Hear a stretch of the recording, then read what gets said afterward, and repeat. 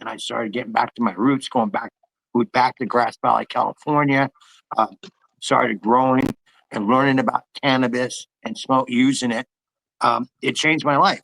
When I started going to counseling at the VA there, though, fortunately, at first, my counselor, she told me, listen, she goes, I know you smoke cannabis, but I don't want you coming here before you, any time on it. She goes, I refuse, you know.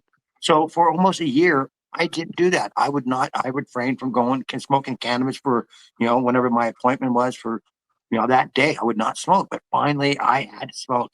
Something happened. I can't remember what it was, but I had to smoke. I smoked, and like 30 minutes before going in there, I went into that meeting, into my counseling meeting. I was in there for less than maybe 10 minutes, and she stopped me. She goes, wait a second. She goes, I have to ask you a question. Why do I feel like I'm meeting you, the real you, today? She goes, all this other time, I felt like I wasn't meeting the real you, but today I feel like I'm meeting the real you. I said, well, honestly, it's because I smoked cannabis before I came here. It let my guard down. It made me let me be who I am today. Not brought me back to who I was, not who the drugs and the military controlled me and shaped me into.